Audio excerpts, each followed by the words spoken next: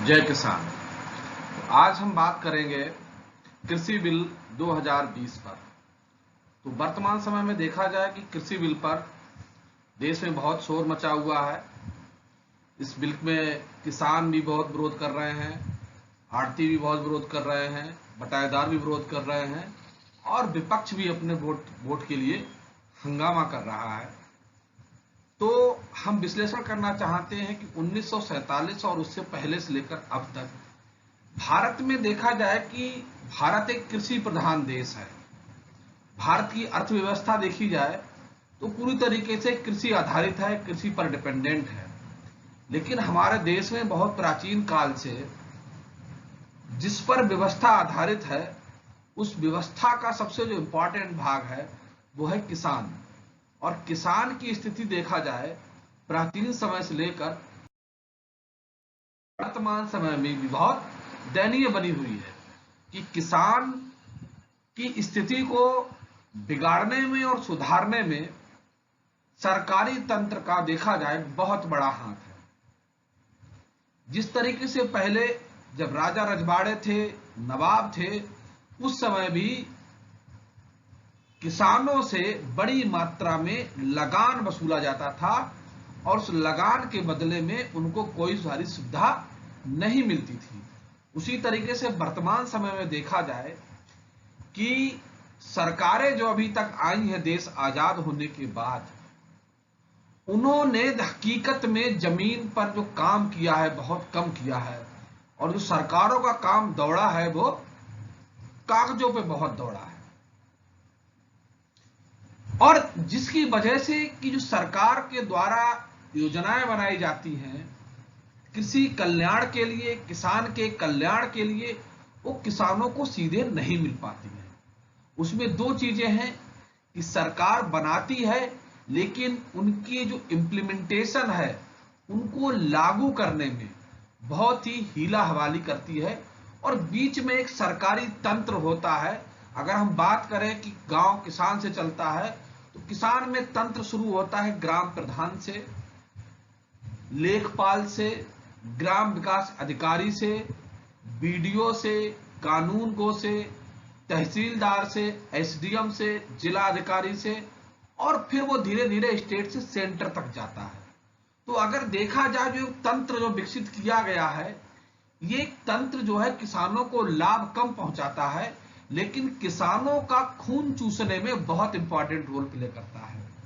हम बात करते हैं, अगर देखा जाए कि एक सामान्य सा फार्मर अगर किसी तहसील में अपना खतरा खतौनी लेने जाता है तो उसे सरकार ने अगर 20 रुपया शुल्क ना रख के 5 रुपया रखा है, लेकिन लेखपाल उसके 20 रुपए लेता है।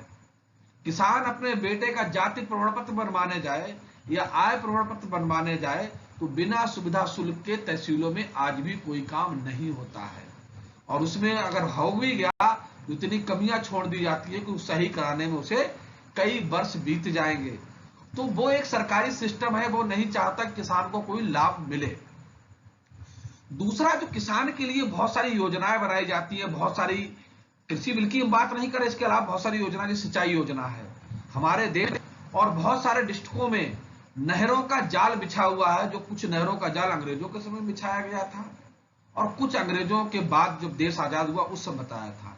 तो देखा जाए कि नहरों का 40% जो इंफ्रास्ट्रक्चर है उस पर भूमाफियाओं का कब्जा हो गया है कि जो नहरें जो बेसिकली देखा जाए शहरों से गुजरती हैं, वो चाहे बरेली हो, चाहे लखनऊ हो, चाहे दूसरे पीलीभीत हो, बहुत सारे डिस्ट्रिक्ट हैं जहां पर नहरों में भट्टा माफियाओं ने, भू माफियाओं ने, अब देखा जाए कि माफिया भी कई तरीके का होगा। जो भू माफिया है, कुछ मिट्टी के माफिया मिट्टी खोदते हैं, बाईपास जब से बनना शुरू हुए हैं तो इसमें सरकारी तंत्र शामिल होता है और जो उनको किसानों को लाभ मिलने से रोक देता है।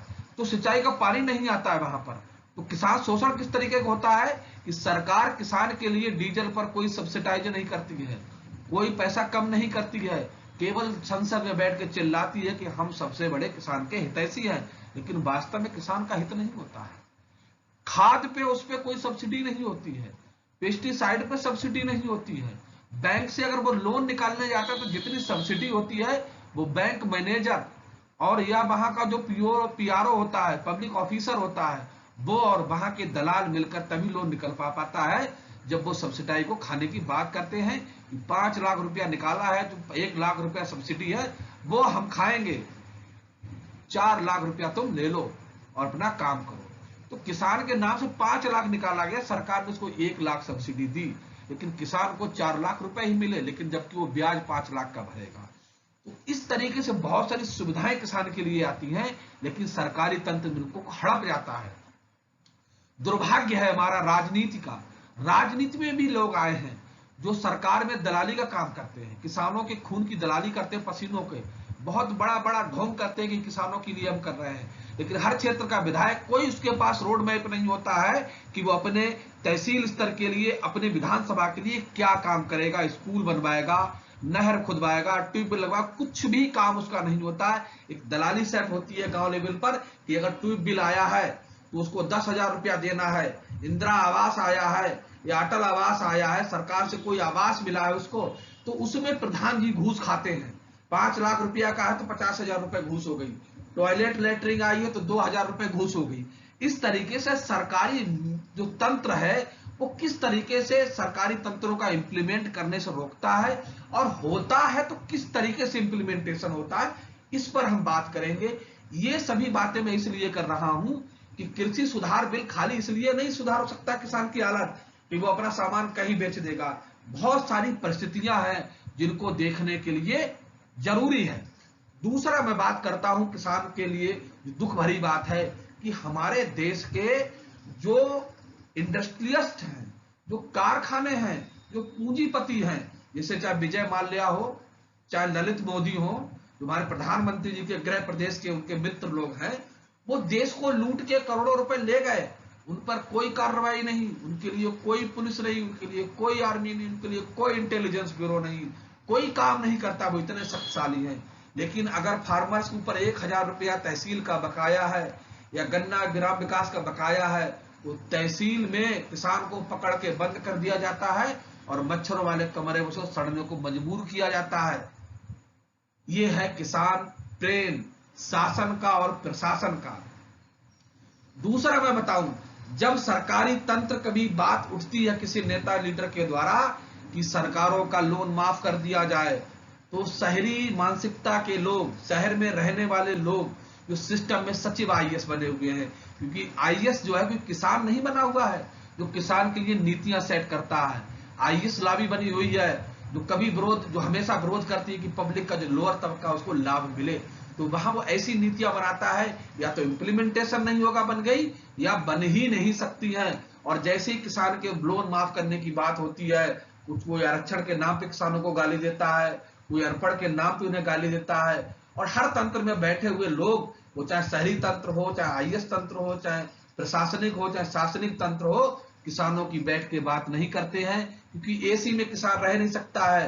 फटे कपड़े वाला किसान न सरकार को न प्रशासन को कुछ नहीं दे सकता है, सिवाय वो सुसाइड कर सकता है, किडनी बेच सकता है, और कुछ नहीं कर सकता है। कोई योजना के जो लाभ मिलने चाहिए वो लाभ नहीं मिल पाए हैं अभी तक। तो उसके लिए कहीं ना कहीं सरकार के सभी लोग दोषी हैं। सरकारें लड़ती हैं और दोनों के लड़ने में लाभ यह है कि लड़ने में उन दोनों का तो फायदा होता है, किसान का फायदा कभी नहीं हो पाता है। और दूसरे प्रावधान बहुत सारे हैं जो फार्मर्स के लिए सुविधाएं मिलनी चाहिए, खाद बीज नहीं मिलनी चाहिए। अभी मैं 2 दिन पहले पेपर पढ़ रहा था कि बदायूं, बरेली, शाहजहांपुर के बहुत सारे फार्मर्स के लिए कंपनी ने सीड बेच दिया, जो हमारी सरकार और सपोर्टर कह रहे हैं निजीकरण की बात करें, तो निजीकरण का तमाशा मैं बता रहा हूं आपको। उन्होंने किसानों को बीज बेचा धान का, और जब धान आया तो किसान के धान के अंदर, बीज के अंदर चावल बना ही नहीं और खाली फपड़ा रह गया। वो किसानों की मेहनत, खाद, पानी, समय सब बर्बाद हो गया। आज उनकी सुनने वाला इस देश में कोई नहीं है, केवल आश्वासन के ऊपर आश्वासन मिलता है और आश्वासन के ऊपर आश्वासन। जबकि अगर देखा जाए जो पूंजीपति लोग हैं उन्हें अलग अलग बजट दिया जाता है, प्रोत्साहन बजट दिया जाता है कि बीमार इंडस्ट्री चलाओ चलाओ चलाओ, लेकिन फार्मर्स के लिए ना कोई प्रोत्साहन राशि होती है, ना कोई प्रोत्साहन बजट होता है। वो भूखा भारत जब था 70 के दशक तक, उस भूखे भारत को कृषि में आत्मनिर्भर बनाने वाले किसान ही थे, वो फार्मर्स ही था। जब एक में देश खाने के लिए अमेरिका के आगे हाथों फैलाता था। जब पाकिस्तान से युद्ध हुआ उसमें लाल बहादुर शास्त्री प्रधानमंत्री थे, तो पाकिस्तान की जब युद्ध चल रहा था तो अमेरिका ने कहा कि हमारा बेकार गेहूं खरीदो, क्वालिटी में खराब है, तभी हम आपको बारूद देंगे, वरना बारूद नहीं देंगे। तो ऐसे बहुत सारे पहले समय में भी समझौते हुए हैं और बाद में भी समझौते हुए हैं। कुल मिला के जो सरकारें सोचती हैं, तो सरकारें में बैठे हुए 10% लोग हैं जो सरकार चलाते हैं, सरकार में है। देखा जाए किसानों का नाम का प्रतिनिधित्व तो बहुत है, लेकिन वास्तविक किसान के प्रतिनिधि वहां पर नहीं उपस्थित है। एसी की गाड़ी में चलने वाले लोग जिन्हें किसानी की एबीसीडी नहीं आती है, तो किसानी की बात करते हैं, वो चाहे वित्त मंत्री हो। और वर्तमान हंसी की बात यह है कि वर्तमान सरकार में वित्त मंत्री का जवाब दूसरा मंत्री देता है, दूसरे का तीसरा, तीसरे का चौथा। संबंधित मंत्री के पास कोई जवाब नहीं होता है। नियम यह है जब कोई विधेयक बनता है तो जनता के पास उस विधेयक को जाना चाहिए और उनसे मांगा जाना चाहिए कि आपके सजेशन, सुझाव, शिकायतें क्या हो सकती हैं। वर्तमान सरकार ने ऐसा कुछ नहीं किया। कोरोना का फायदा उठाते हुए पूंजीपति सहायता करने, पूंजीपति दोस्तों का 70 साल से विपक्ष में रहते हुए उन्होंने कर्जा लिया था, जो नमक खाया था पूंजीपतियों का, उसे चुकाने के लिए नया बिल ले आए। जिस तरीके से आप क्रोनोलॉजी समझिए नई सरकार की, कि आपका गैस सब्सिडाइज सिलेंडर जब 300 रुपए में था उसको बढ़ा के 800 रुपए कर दिया गया, 900 रुपए तक करा गया और सब्सिडी स्टार्ट में शुरू में आपके खातों में भेजी गई और आज की डेट में धीरे धीरे सब्सिडी मिलना बंद हो गई। तो इनकी योजना कागजों में चल रही है, हकीकत में कहीं कोई योजना नहीं चल रही है। तो उसी तरीके से देखा जाए, आज हम देखते हैं कि जो कृषि बिल लाया गया है उसमें क्या है, उसका हम एनालिसिस करते हैं। आइए दोस्तों हम देखते हैं इसमें क्या हो सकता है। क्योंकि मैं भी किसान परिवार से संबंध रखता हूं, तो मैं आपको बता सकता हूं कि किसानी में या वास्तविक कृषि में क्या क्या दिक्कतें हैं। क्योंकि जो दिल्ली में बातचीत होती है वो कृषि से नहीं होती है। कृषि में भी धन्ना सेठ हैं जिनके पास हजारों एकड़ जमीन है, उन किसानों से बात होती है। कभी छोटे किसानों को लेने वाली समस्याएं, होने वाली समस्याओं से कोई बात नहीं होती है। और अधिकारी भी बड़े किसानों के यहाँ जाके चाय पानी खा के, मुर्गा खा के, दारू पी के चले आते हैं। उन्हें छोटे किसानों की समस्याओं से कोई लेना देना नहीं होता है। तो आज हम बात करते हैं कृषि बिल 2020 में किसानों के लिए क्या रखा गया है। सबसे पहले हम बात करते हैं कृषि बिल। उसमें कृषि बिल बनाया गया है। कृषि उपज व्यापार, वाणिज्य, संवर्धन और सुविधा विधेयक 2020 और कृषक सशक्तिकरण एवं संरक्षण, कीमत आश्वासन समझौता, कृषि सेवा पर करार 2020 शामिल है। ये बातें विधेयक में दी गई हैं। कृषि उपज व्यापार एवं वाणिज्य विधेयक 2020 के तहत किसान या व्यापारी अपनी उपज को मंडी के बाहर भी अन्य माध्यम से आसानी से व्यापार कर सकेंगे। पहली बात है, इस बिल के अनुसार राज्य की सीमा के अंदर या फिर राज्य से बाहर देश के किसी भी हिस्से पर किसान अपनी उपज का व्यापार कर सकेंगे। इसके लिए व्यवस्थाएं की जाएंगी। मंडियों के अलावा व्यापार क्षेत्र में farm gate, warehouse, cold storage, processing unit पर बिजनेस करने की आजादी होगी। बिचौलियों को दूर हो, इसके लिए किसानों से प्रोसेसर्स, निर्यातक, संगठित रिटेलर्स का सीधा संबंध स्थापित किया जाएगा। भारत में छोटे किसानों की संख्या ज्यादा है। करीबन 85% किसानों के पास 2 हेक्टेयर से कम जमीन है। ऐसे में उन्हें बड़े खातेदारों से बात करने में परेशानी आती है। इसके लिए वह या तो बड़े किसान या फिर बिचौलियों पर निर्भर होते हैं। फसल के सही दाम सही वक्त पर मिलना संभव नहीं होता है। इन विधेयकों के बाद वह आसानी से अपना व्यापार कर सकेंगे। अगला है हमारा कृषि कीमत आश्वासन, कृषि सेवा पर करार विधेयक किसानों को व्यापार कंपनियों, प्रसंस्करण इकाइयों, निर्यातकों से सीधा जोड़ा जाएगा।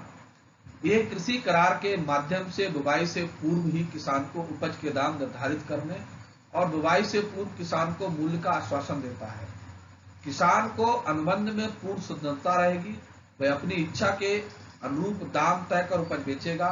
देश में 10,000 कृषक उत्पादक समूह निर्मित किए जा रहे हैं।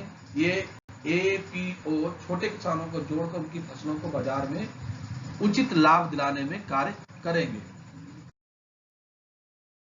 नए बिल में न्यूनतम समर्थन मूल्य यानी कि एमएसपी को नहीं हटाया गया है। मिनिमम सपोर्टिव प्राइस, एमएसपी को खत्म नहीं किया जा रहा है, ऐसा प्रधानमंत्री जी ने कहा है, लेकिन बाहर की मंडियों को फसल की कीमत तय करने की इजाजत देने को लेकर किसान आशंकित हैं। किसानों को इन चिंताओं के बीच राज्य सरकारों, खासकर पंजाब, हरियाणा को इस बात का डर सता रहा है कि अगर निजी खरीदार सीधे किसानों से अनाज खरीदेंगे तो उन्हें मंडियों में मिलने वाले टैक्स का नुकसान होगा। कृषि सुधार के विधेयकों को लेकर मचे घमासान के बीच सरकार ने फसलों के न्यूनतम समर्थन मूल्य का ऐलान किया है। विधेयक की आर्थिक मामलों की समिति ने मंजूर की है कि किसानों की चिंता को देखते हुए 1 महीने पहले न्यूनतम समर्थन मूल्य की मंजूरी दे दी गई है। सरकार ने एमएसपी में 50 रुपए से 300 रुपए प्रति क्विंटल तक की वृद्धि की है। किसानों से उनकी उपज की खरीद एफसीआई व अन्य सरकारी एजेंसियां एमएसपी पर करेंगी। कृषि मंत्री नरेंद्र सिंह तोमर के अनुसार रबी मौसम के लिए चने की एमएसपी 225 रुपए प्रति क्विंटल की वृद्धि की गई है, जिससे कि बढ़कर 5100 रुपए प्रति क्विंटल हो जाएगी। मसूर में जो एमएसपी की गई 300 रुपए बढ़ा दी गई है। उन्होंने बताया है कि सरसों की एमएसपी के में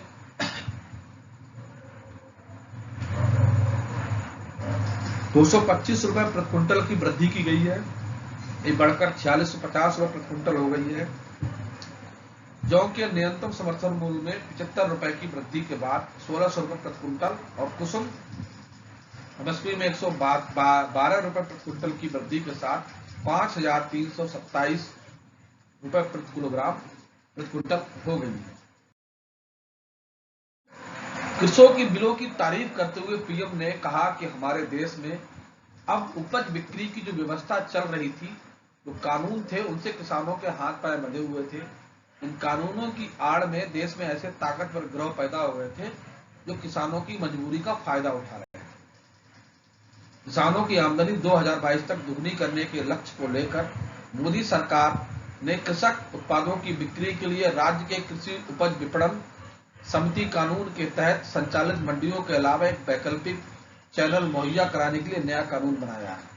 नए कानून में गेहूं, चावल व अन्य मोटा अनाज, दालें, तिलहन, खाद्य, साग, सब्जी, मेजा, मसाले, कुक्कट, सुअर, बकरी, डेयरी उत्पाद सहित ऐसे खाद्य पदार्थ जिनका नैसर्गिक या प्रसंस्कृत रूप में मानव उपयोग करता है, कृषि उत्पाद कहा गया है।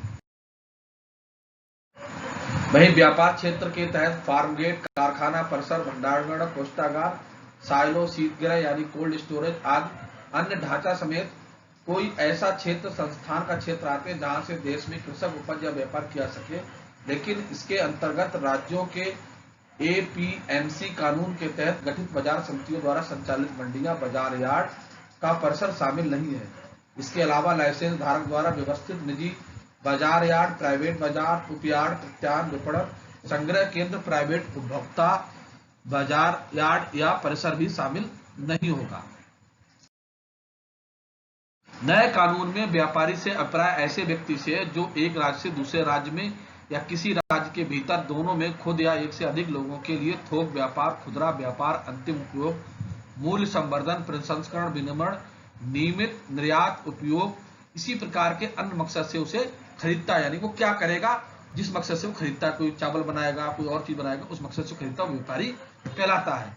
कृषि उपज के व्यापार वाणिज्य का संवर्धन सरलीकरण विधेयक 2020 को संसद की मंजूरी मिल चुकी है।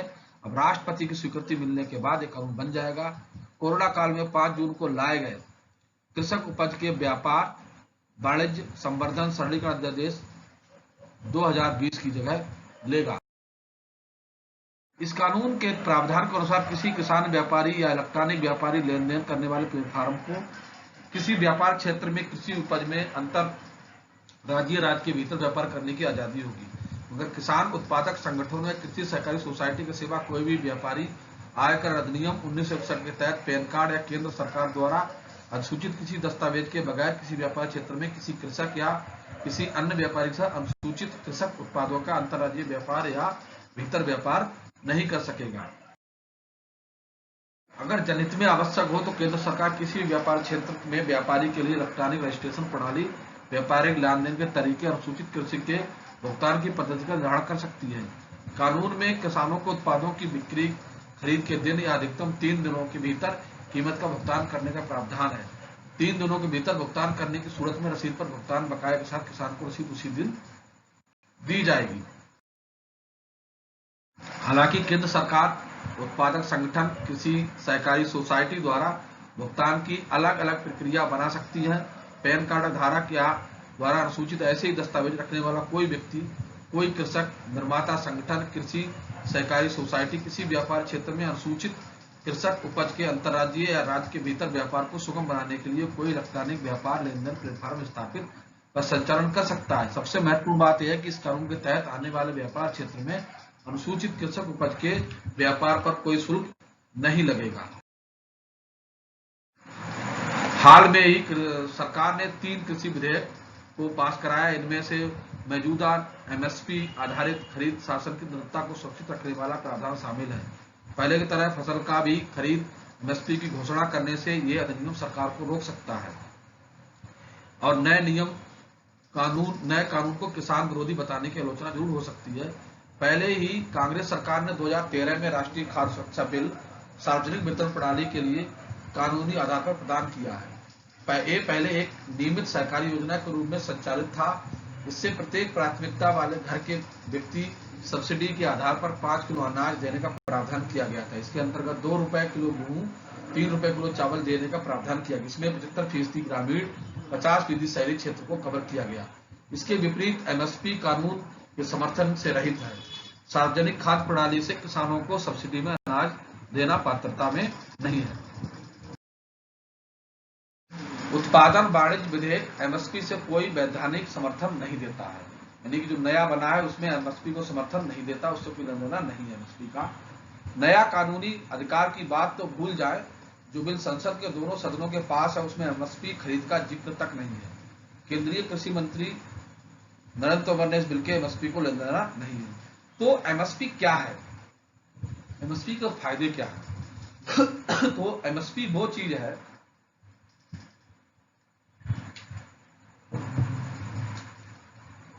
इसका निर्धारण किसान के द्वारा नहीं, सरकार के द्वारा किया जाता है। दुर्भाग्य है ये, जिस तरीके से फैक्ट्री वाले अपने सामान की, अपनी साइकिल, मोटरसाइकिल की कीमत निर्धारित करते हैं, किसानों को भी अपनी वस्तुओं की कीमत निर्धारित करनी चाहिए। तो सबसे पहली बात, एमएसपी का फायदा क्या है? कीमत में स्थिरता रहती है।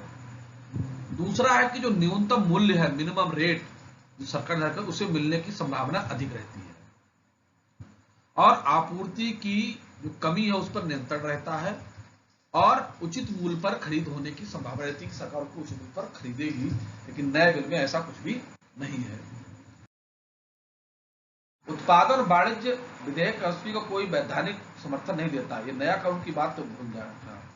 हाल में ही जो अभी बिने हैं एमएसपी, तो ये जो एमएसपी है बेकार, जो मिनिमम सपोर्टिंग प्राइस है, मिनिमम रेट है, न्यूनतम, तो सरकार निर्धारित करती है कि अगर मार्केट में नहीं तो सरकार इस न्यूनतम आधार पर सरकार खरीदने के लिए बाध्य होगी, सरकार खरीदने का काम करती है।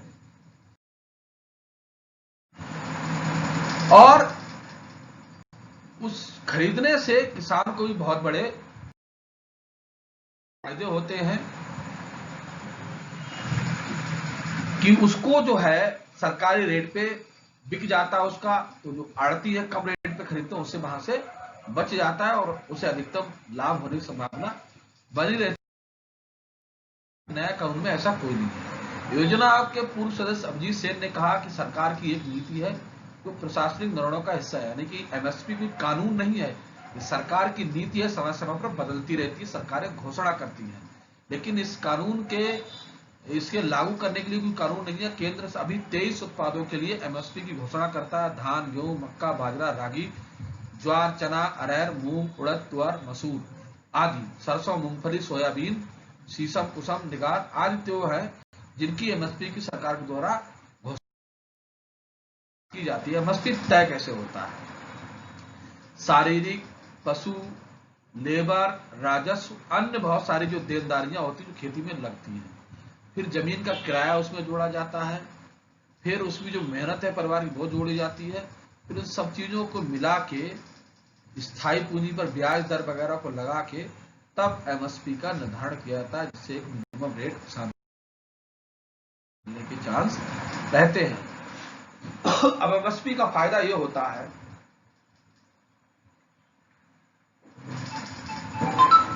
कि किसान जो है अपनी चीजों को सरकारी एजेंसियों को बेच सकता है। अगर सरकारी एजेंसियां नहीं होती हैं तो देखा जाए जैसे कि आलू में देखो, आलू प्याज में एमपी में प्याज होता है तो किसान के पास प्याज होता है तो मंडी में 2 रुपया किलो बिकता है, और जब किसान के पास से खत्म हो जाता है तो प्याज 80 रुपए किलो हो जाता है। तो अगर आज किसान बर्बाद होगा तो जो बाकी पब्लिक है जो खेती पे नहीं लेकिन खाने के लिए किसानों पर डिपेंड है, कल को उसको भी बहुत बड़ी कीमत चुकानी पड़ेगी। और आप देखेंगे कि आपको किसान के घर से 10 रुपया किलो आलू चलता है, लेकिन शहरों को घरों में पहुंचते पहुंचते आलू 40 से 50 रुपए किलो तक पहुंच जाता है। आपको लगता है कि जो 50 रुपए का रेट सीधे किसानों को जाता है, देखा जाए 50 रुपए का रेट सीधे किसानों को नहीं जाता है। किसानों को उसमें तो 10 रुपए किलो का रेट मिलता है। जो बीज का बचा हुआ 40 रुपया है, ये बीज के छोटे दुकानदार बिचौलिए सरकार के सिस्टम में लोग खाते हैं। इसीलिए जो विरोध हो रहा है कि एमएसपी बचाव का विरोध हो रहा है, वो इसीलिए हो रहा है कि चीजें मिल सके।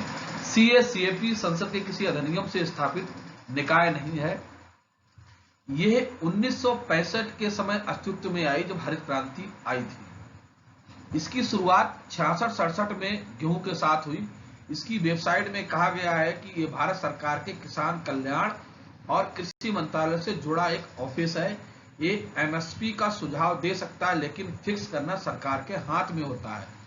अभिजीत सेन ने कहा सरकार चाहे तो खरीद एमएसपी पर कर सकती है, इसमें कोई कानूनी बाध्यता नहीं है। इसमें निजी ट्रेडर्स रिटेलर्स भुगतान के लिए बात नहीं किया सकता है।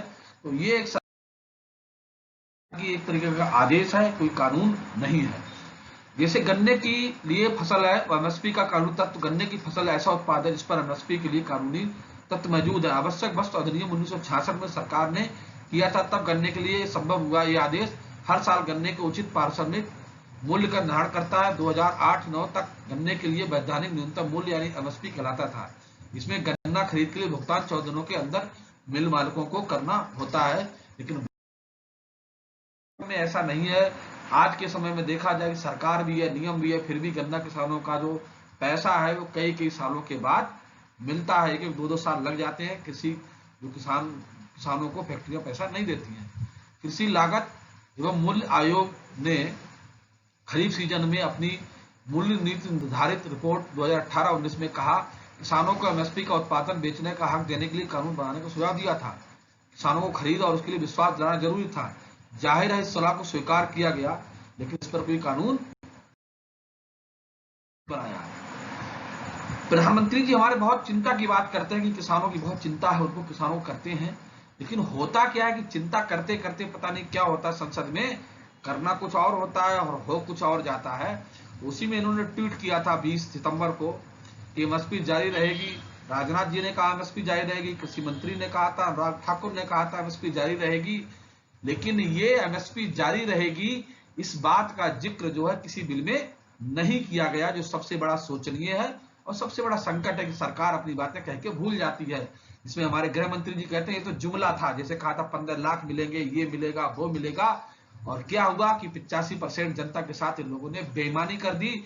नियुक्तियां रेलवे पूरी खा गए, रेलवे से नौकरियां खत्म कर दी। पुरानी जब बीजेपी सरकार थी उसने पेंशन खत्म कर दी। पता नहीं सरकारों की जनता से क्या दुश्मनी है, जनता इनको चुन के मंत्री बनाती है और जनता को भिखारी बनाने का काम करते हैं।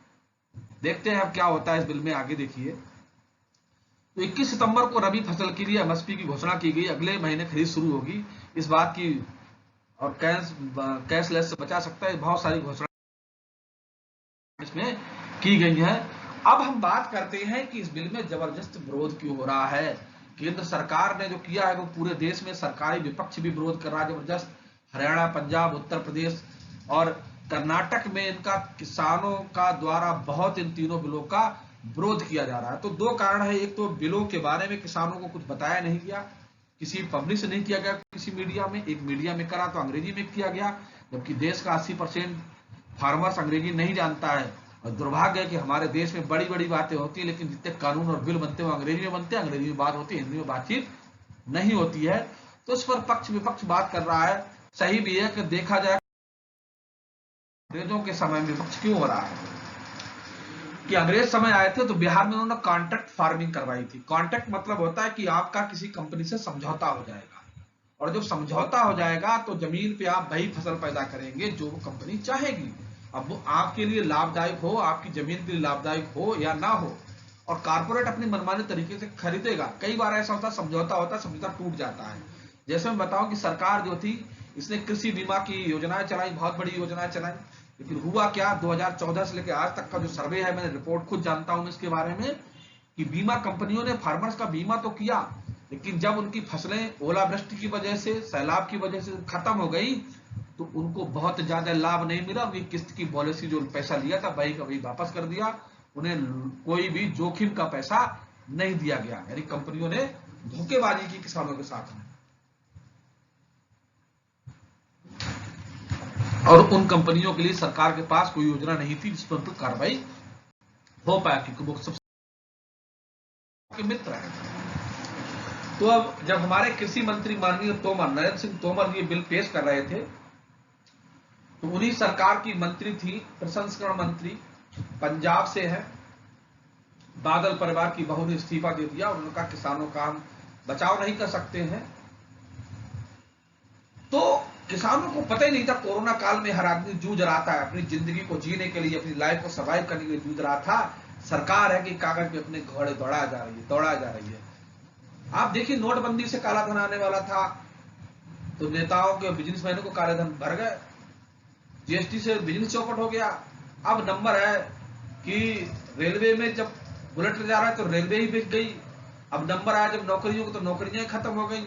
अगली बर्बादी का नंबर है किसान, जिसने कोरोना में देश को बचाने का काम किया। निहायत बहुत ही संभव है कि ये हमारा किसान जो है बहुत जल्दी ही बर्बाद होगा, आबाद होगा। ये तो वक्त बताएगा, 6 महीने में पता चल जाएगा किसानों की हालत क्या होने वाली है। ये पूर्ण विश्वास है किसान इसमें बचेगा नहीं बर्बादी से, किसानों के हालात बहुत बुरे होंगे, क्योंकि जो समस्या है सरकार का ध्यान समस्याओं पे है ही नहीं।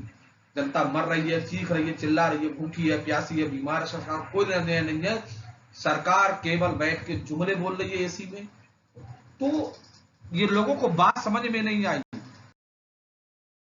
पहला कारण है कि सरकार के पास कोई कानून नहीं है। ये कानून है कि अगर कॉन्ट्रैक्ट हो जा रहा है, कॉन्ट्रैक्टर बीच में समझौता तोड़ रहा है, तो सरकार और वो कोर्ट में फार्मर्स नहीं जा सकता लड़ने के लिए अपने अधिकारों के लिए। कुछ समय बाद ये बड़े बड़े धन्ना सेठ किसानों की जमीनों पे कब्जा कर लेंगे कॉन्ट्रैक्ट थ्रू, क्योंकि कंपनियां पहले लालच देती हैं। जैसे जियो को देखो, फ्री में दिया था, अब पैसा वसूल नहीं है। पहले लालच देंगे, हम आपको ये सुविधा देंगे, वो सुविधा देंगे, और धीरे धीरे सुविधाएं काट कर आपको कंगाल बनाएंगे, आपकी जमीनें छीन लेंगे, आपका अधिकार छीन लेंगे। आप कहेंगे हम धान पैदा करेंगे, वो आपसे कहेगा नहीं अफीम पैदा करिए। तो बहुत सारी कंट्रोवर्सी है, इन पे किसान गारंटी चाहता है, सरकार से कानून चाहता है कि उसके साथ कुछ कल गड़बड़ होगा तो सरकार की जिम्मेदारी होना चाहिए उसको बचाने की, उसकी खेती को बचाने की। कारपोरेट खेती नहीं कर सकता। कारपोरेट और जो प्राइवेट सेक्टर है, पूंजीपति, उसका देशभक्त से, देश से कोई लेना नहीं होता। उसका एक ही होता है, देश बर्बाद हो, आबाद हो, पब्लिक मरे जिंदा रहे। उसका बिजनेस में प्रॉफिट होना चाहिए, प्रॉफिट होना चाहिए। लेकिन अगर किसान वास्तव में, सरकार किसानों का कल्याण चाहती है, तो बहुत सारे सरकार को कदम उठाने पड़ेंगे। किसानों के बाहर बीच में जाके उन्हें बताना पड़ेगा, उन्हें आश्वासन से काम नहीं चलेगा। उनकी जो शंकाएं हैं उनको बिल में लिखित रूप से शामिल करना पड़ेगा,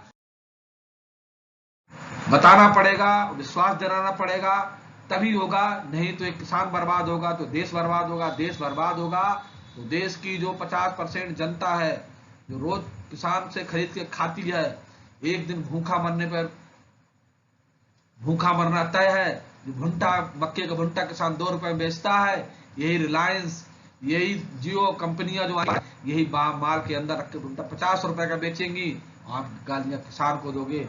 तो किसी तरीके से एक सिस्टम चलता कंपनी का, सरकार बनाई जाती है जनता के कल्याण के लिए, लेकिन वर्तमान सरकार जो बनी है वो देश को बेच रही है, जनता को बेच रही है, पीयूष बेच रही है, पब्लिक सेक्टर बेच रही है। क्यों बेच रही है आप लोग समझिए। अगर आपको लगता है सही है तो आप देखिए, तो आज देखा जाए डिस्कशन क्योंकि बहुत सारी बातें हैं जो सरकार की लेकर चिंताएं हैं। किसानों की पहली चिंता है कि एमएसपी पर एक कानून बनना चाहिए कि इस रेट से नीचे कोई खरीदता है बाजार में, कोई पूंजीपति, कोई बिजनेसमैन, कोई कारपोरेट, कोई एजेंसी, तो उस पे ऊपर कानूनी कार्रवाई की जानी चाहिए, किसानों को मिनिमम वेज मिलना चाहिए। दूसरी, स्वामीनाथन रिपोर्ट को पूर्णतः लागू करना चाहिए, वो अभी तक लागू नहीं हुई है। तीसरा, किसानों को सुविधाएं मिलनी चाहिए। तीसरा और अगला हमारा है कि कारपोरेट और किसानों के बीच में कुछ गड़बड़ है तो उसके बचाने के लिए होना चाहिए, उसका बीमा होना चाहिए।